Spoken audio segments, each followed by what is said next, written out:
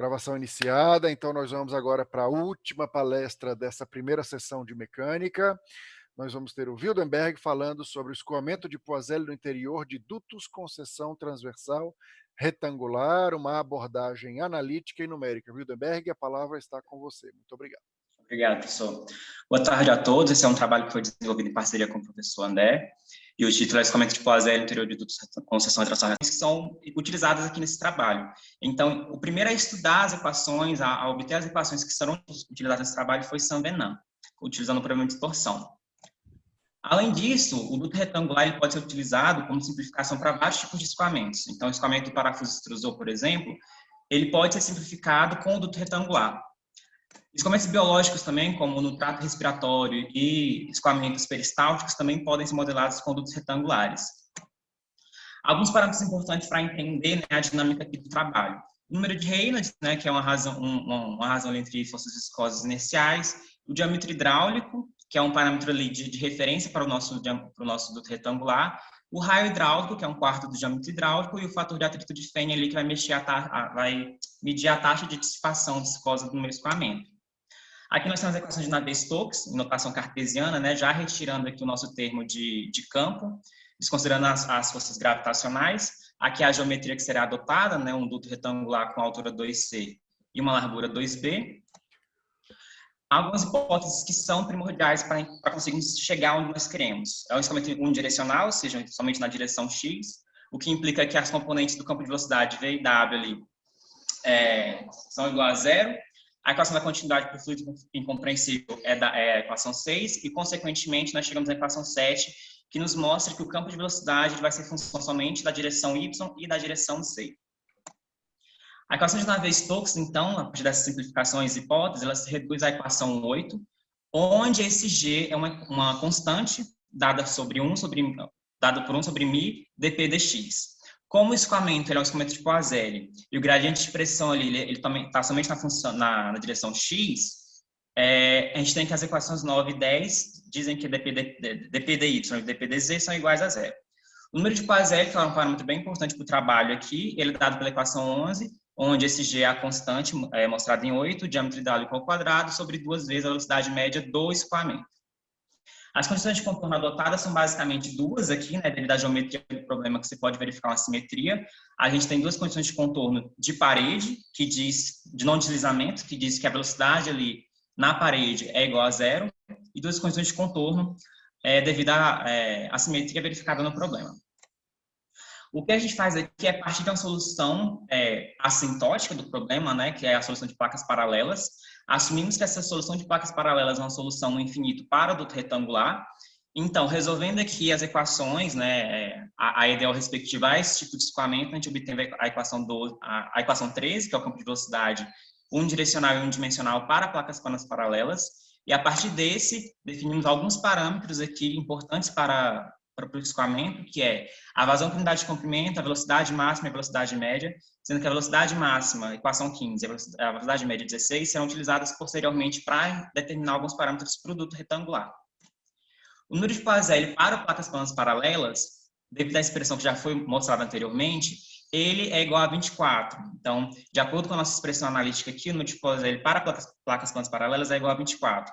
Um resultado já mostrado na literatura, no Cengel, né, no livro do Cengel, a gente consegue verificar aqui que o resultado esperado para placas planas paralelas para produto retangular, quando a razão de aspecto tende a infinito, é 24. O que acontece é que a simplificação de placas planas paralelas é um escoamento unidimensional e unidirecional, né, o que não acontece para produto retangular, que é um escoamento bidimensional.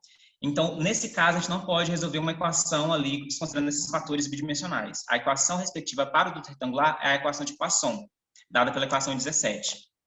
O que a gente faz aqui é dividir, né, pegar uma variável auxiliar, um campo auxiliar, e dizer que esse campo auxiliar vai ser o campo do duto retangular menos a solução encontrada para placas planas paralelas. Ou seja, o campo de velocidade para o duto retangular vai ser uma composição dessa variável auxiliar mais a solução assintótica de placas planas paralelas.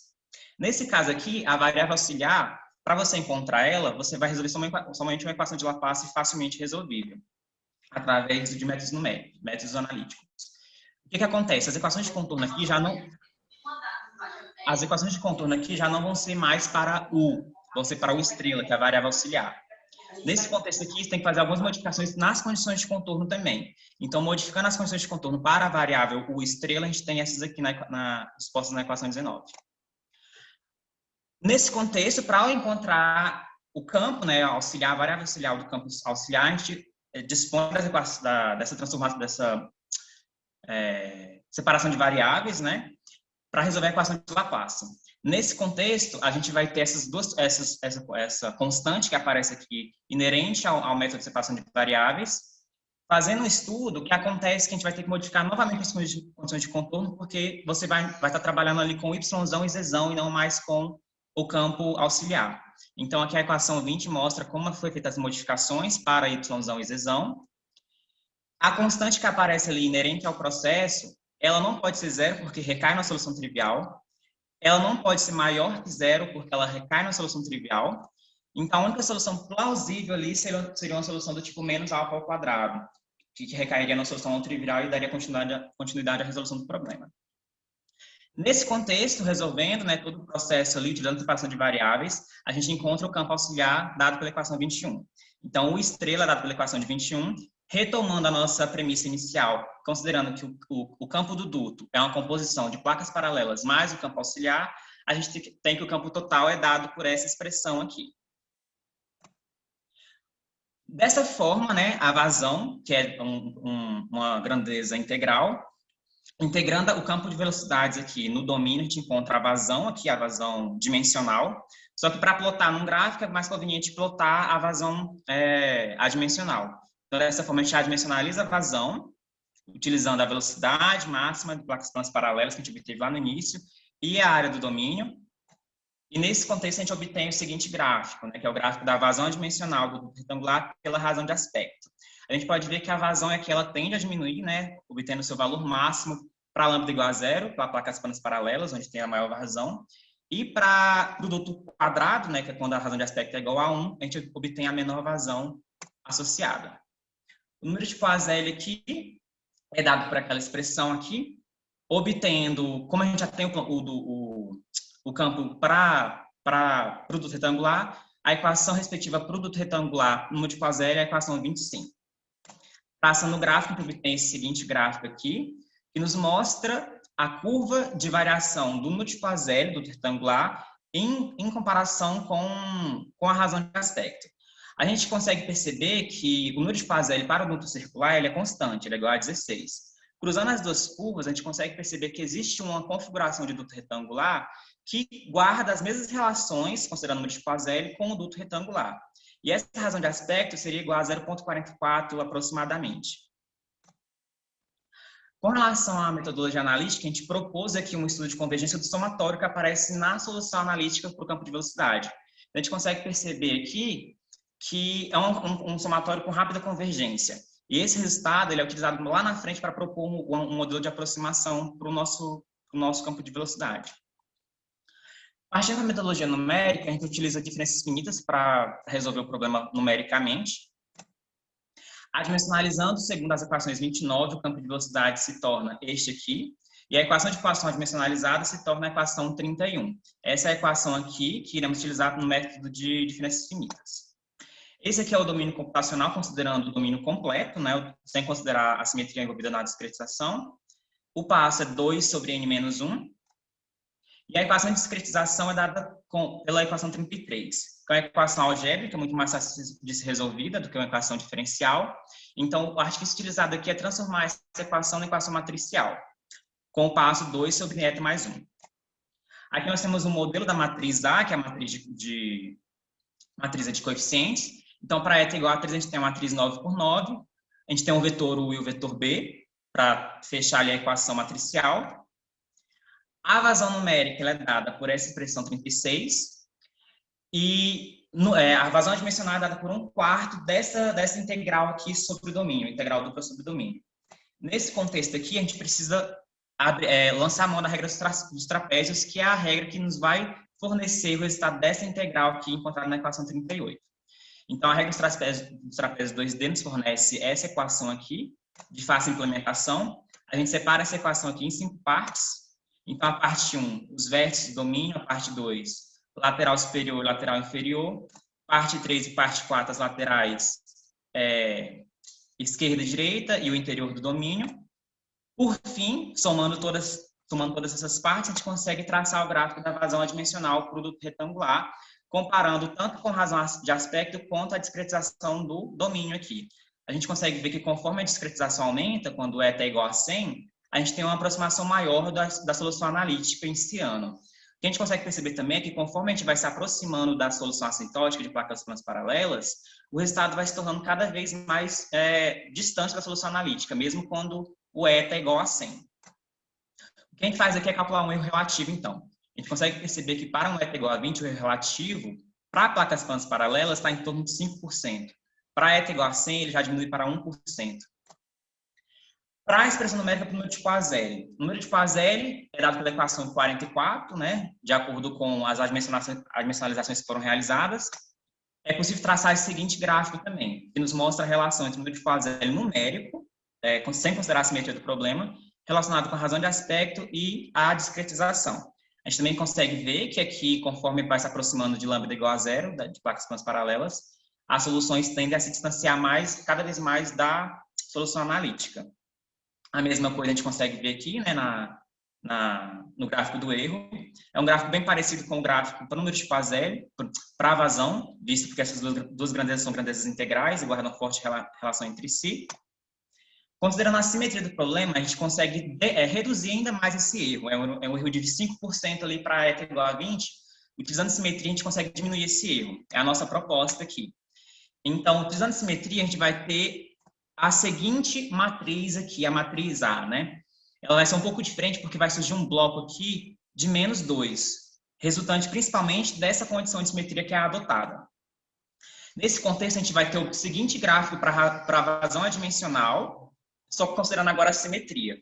Nesse contexto, a gente consegue ver aqui que ele fita muito melhor nessa região aqui de lambda igual a 0, né? Em detrimento do método não utilizando a simetria, só que ainda a gente consegue ver aqui um distanciamento da solução analítica. A mesma coisa que a gente consegue ver aqui, que anteriormente, com o domínio completo, para eta igual a 20, a gente tinha um erro de 5%, agora a gente tem de 2%, e para eta igual a 100, tinha um erro de 1%, agora a gente tem de 0,25%. Então, a gente pode ver que sim, a simetria ela é capaz de reduzir drasticamente ali nosso erro relativo. O que a gente faz aqui nesse gráfico é mostrar como que a utilização de simetria ela é favorável para o nosso problema. A gente consegue perceber aqui que existe um eta aproximadamente igual a 100, onde a utilização de simetria já não é tão mais vantajosa, porque ela vai obter quase ali o mesmo relativo comparando os dois domínios, com simetria e sem simetria.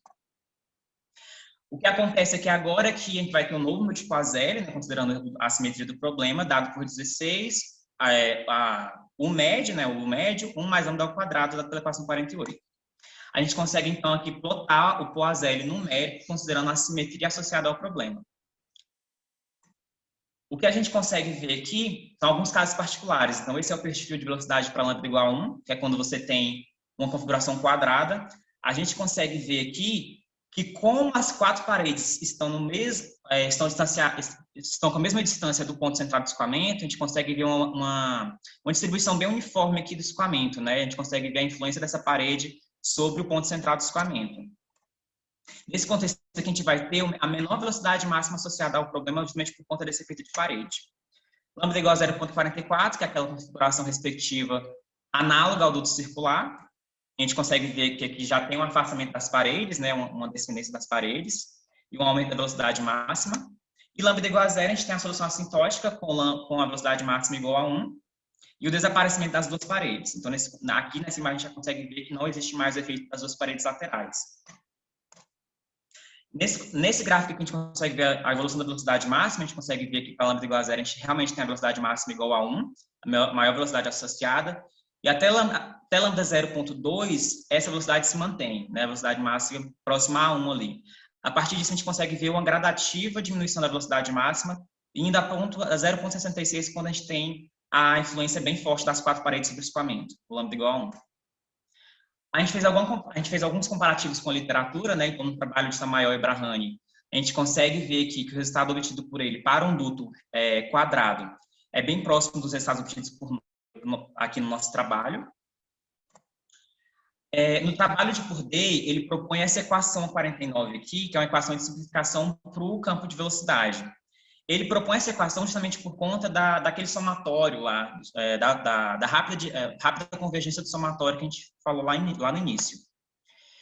Nessa proposta do Purdey, esses dois coeficientes aqui, de N e M, eles podem ser obtidos pelo princípio da mínima energia de dissipação, onde você vai ter um N igual a 2 constante e um M variando com a razão de aspecto. Comparando os resultados, a gente tem aqui o nosso trabalho, na esquerda, e o trabalho do Tamayol, do Purdey à direita.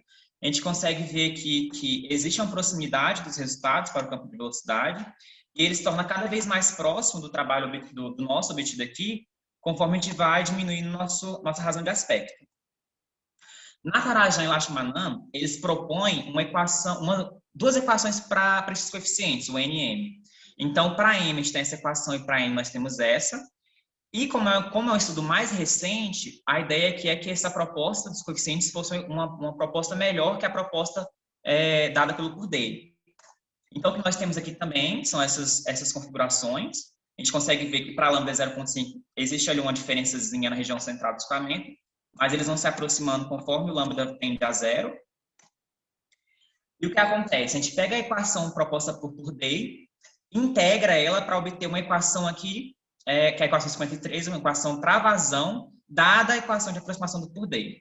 Como a vazão é uma medida integral, ela fica mais fácil de ser analisada do que esses gráficos aqui, para comparar a proximidade das metodologias. Então, nesse contexto, a gente tem esse gráfico que confronta as metodologias. Em ciano, o analítico, que nós resolvemos no presente estudo. Em amarelo, nós temos o numérico para eta igual a 50. As bolinhas rosas são os valores discretos propostos pela mínima energia de dissipação, e a gente pode ver que para lambda igual a 0,5, ele já não é uma metodologia tão boa para aproximação.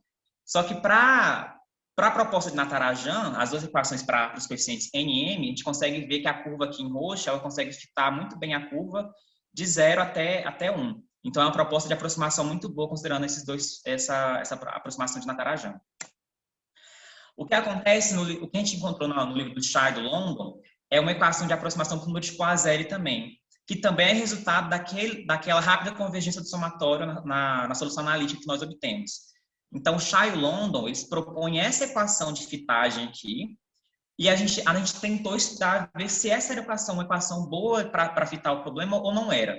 Então, nós comparamos com os resultados que nós obtemos no trabalho, e a gente pode ver que essa equação de aproximação é uma equação que incrivelmente fita muito bem nossa curva. A gente consegue ver que em ciano o resultado analítico, em amarelo o numérico, e em rosinha o resultado proposto aqui pela equação dada pelo Shah e pelo London. A gente consegue ver que a fitagem ela ocorre de uma forma muito boa. Aqui nós temos um gráfico, uma animaçãozinha que mostra como que o perfil de velocidade ele vai variando conforme a razão de aspecto vai variando também. A gente consegue ver que o que já foi abordado, né, que conforme as paredes laterais vão desaparecendo, conforme a solução vai tendendo para a solução assintótica, a gente vai tendo uma velocidade muito maior aqui no centro, né, se comparado à solução onde as 4 paredes estão existentes e influenciando igualmente a região central do escoamento.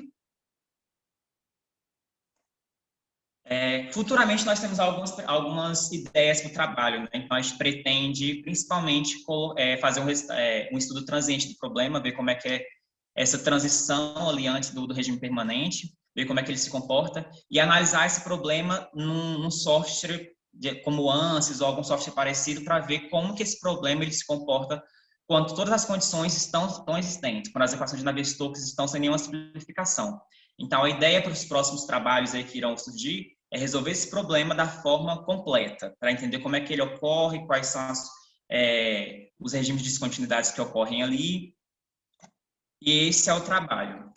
Muito obrigado e abro espaço para os questionamentos. Muito obrigado, Wildenberg. Excelente trabalho.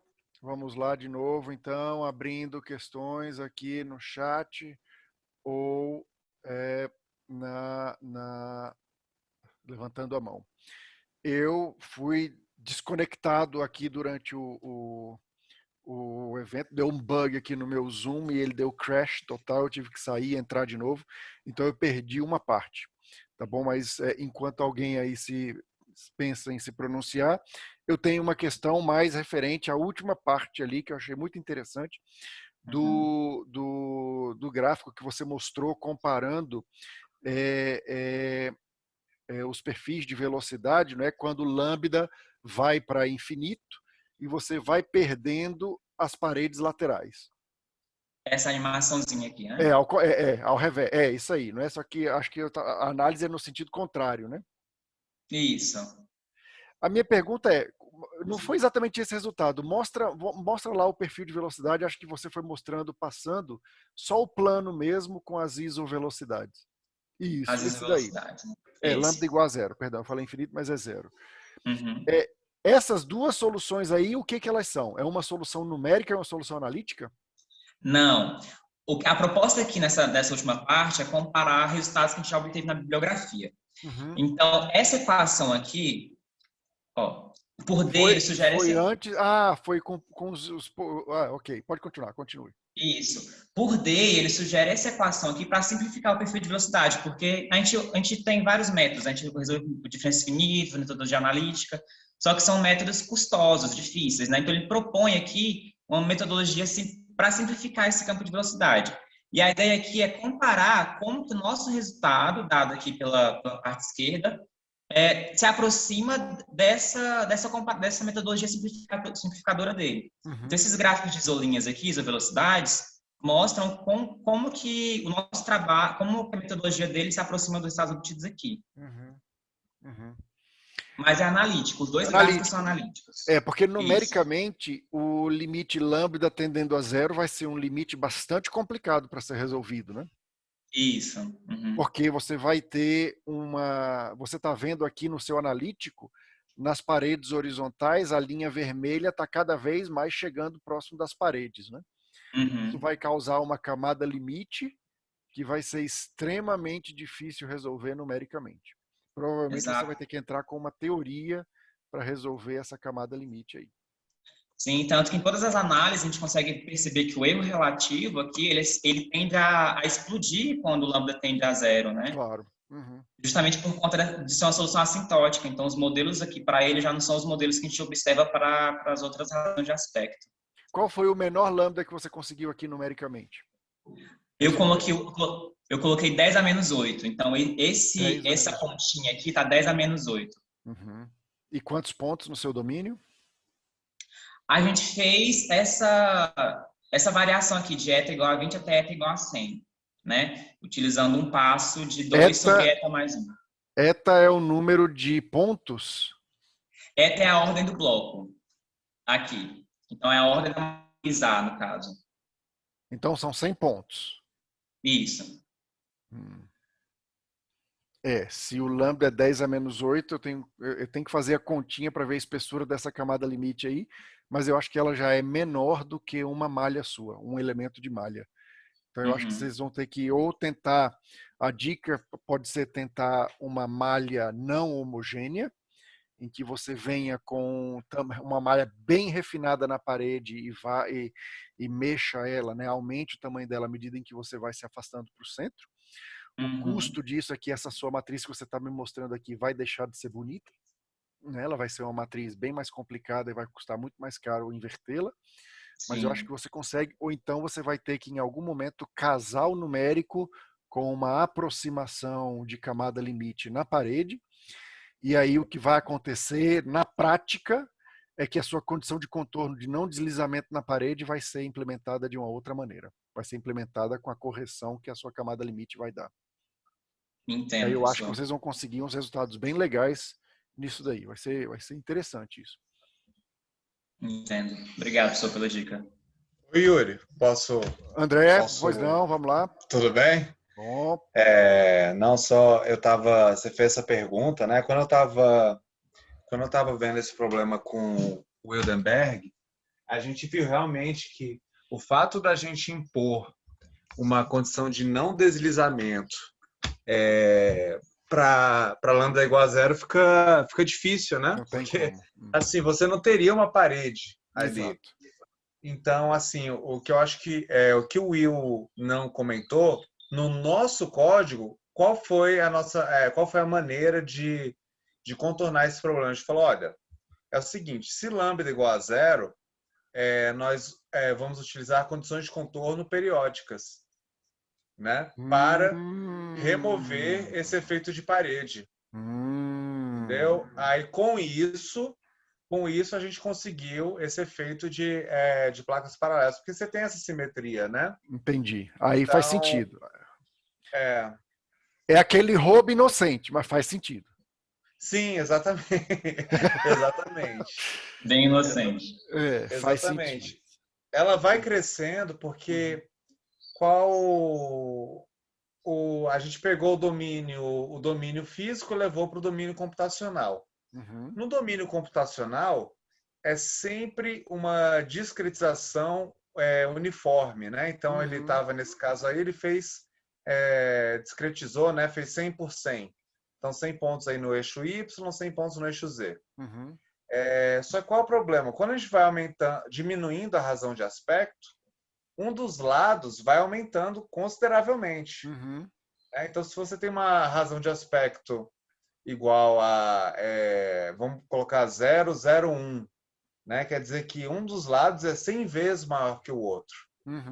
Então, isso começa a pesar. Claro. A gente não deveria, na verdade, utilizar mais essa discretização uniforme, né?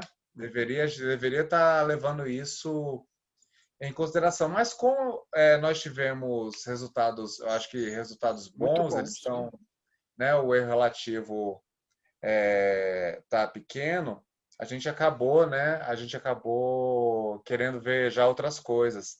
Mas com certeza a gente poderia melhorar ainda mais, né, diminuir o erro, se a gente levasse isso em consideração, né? Eu acho que talvez desacoplar o ΔY e o ΔZ.